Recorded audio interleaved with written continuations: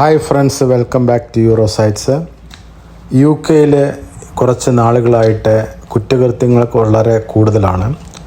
പ്രത്യേകിച്ചും അഡോൾസൻസ്, അതായത് യുവാക്കൾ, സ്കൂളിൽ പോകുന്ന ആളുകൾ, അവർ നൈഫ്സ്, കത്തികൾ കൂടുതൽ കൊണ്ടു നടക്കുന്നതായിട്ട് പോലീസിന് വിവരം ലഭിക്കുകയും പോലീസ് അത് പിടിച്ചെടുക്കുകയൊക്കെ ഉണ്ട്.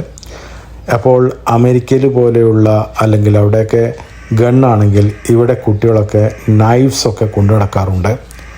അപ്പോൾ അതിന് രക്ഷിതാക്കളെയും ഒക്കെ ശ്രദ്ധാലുവാക്കുന്ന, ബോധവൽക്കരിക്കാൻ വേണ്ടിയിട്ട് ഇവിടെ ഹൈ സ്ട്രീറ്റിൽ അവർ ഒരു സ്കൾപ്ചർ, ഒരു പ്രതിമ സ്ഥാപിക്കുകയുണ്ടായി. ഇത് എസെക്സ് പോലീസിൻ്റെയും ഇവിടുത്തെ ഫയർ റെസ്ക്യൂ അങ്ങനെയുള്ള എല്ലാ ആളുകളുടെയും ഒരു ആഭിമുഖ്യത്തിൽ എല്ലാവരെയും ബോധവൽക്കരിക്കാൻ വേണ്ടിയിട്ടാണ് ഇങ്ങനെയുള്ളൊരു സ്കൾപ്ചർ ഈ ഹൈ സ്ട്രീറ്റിൽ സ്ഥാപിച്ചിട്ടുള്ളത്. നൈഫ് ഏഞ്ചൽ എന്നാണ് ഇവരിതിനെ പേരിട്ടിരിക്കുന്നത്. ഈ നൈഫ് ഏഞ്ചലിന് 27 അടി വലിപ്പം, നീളവും 3.5 ടൺ സ്കൾപ്ചർ, അതിൻ്റെ ഭാരം 3.5 ടൺ ഭാരവുമാണുള്ളത്. ഇത് ഉണ്ടാക്കിയിരിക്കുന്നത് 100,000 നൈഫ്സ് ആൻഡ് ബ്ലേഡ്സ്, അതായത് 1 lakh കത്തികൾ കൊണ്ടും അതുപോലെയുള്ള ബ്ലേഡുകൾ കൊണ്ടുമായിട്ടാണ് ഈ ശില്പം ഉണ്ടാക്കിയിരിക്കുന്നത്. അപ്പോൾ ഇതിനുള്ള നൈഫ്സും ബ്ലേഡ്സും ഒക്കെ കിട്ടിയത് എവിടെ നിന്നാണെന്ന് വെച്ചാൽ, പോലീസ് പല ഭാഗത്തു നിന്നും, UK പല ഭാഗത്തു നിന്നുള്ള ആളുകളിൽ നിന്ന് പിടിച്ചെടുത്ത നൈഫ്സുകളാണ് ഇവിടെ ഈ പ്രദർശിപ്പിച്ചിരിക്കുന്നത്. ഈ നൈഫ്സ് കൊണ്ടും ഈ കത്തികൾ കൊണ്ടും ഈ ബ്ലേഡുകൾ കൊണ്ടുമാണ് ഈ ഇങ്ങനെയുള്ള ഒരു ശില്പം, അതായത് 27 അടി ഉയരവും 3.5 ടൺ ഭാരവുമുള്ള ഈ ശില്പം 1 ലക്ഷം കത്തികൾ കൊണ്ടും ബ്ലേഡുകൾ കൊണ്ടും ഉണ്ടാക്കിയിരിക്കുന്നത്. ഇതിൻ്റെ പ്രധാന ലക്ഷ്യം എന്ന് പറയുന്നത് ഇവിടുത്തെ ചെറിയ കുട്ടികൾക്കും അല്ലെങ്കിൽ ഇവിടുത്തെ അഡോൾസൻസ്, യുവാക്കൾക്കും യുവതികൾക്കും അതുപോലെ തന്നെ രക്ഷിതാക്കൾക്കും ഒരു ബോധവൽക്കരണം നൽകുക എന്നതാണ് ഇതിൻ്റെ ഉദ്ദേശം.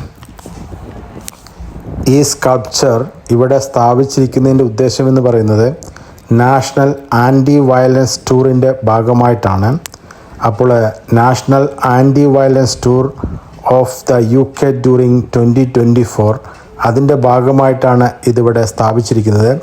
ഈ 2 സ്ത്രീകളാണ് ഇതിൻ്റെ മേൽനോട്ടം നടത്തുന്നത്. ഇവരാണ് ഇതിനെക്കുറിച്ച് എക്സ്പ്ലെയിൻ ചെയ്യുന്നതും അതിനെക്കുറിച്ചുള്ള കാര്യങ്ങൾ പറഞ്ഞു തരുന്നതും.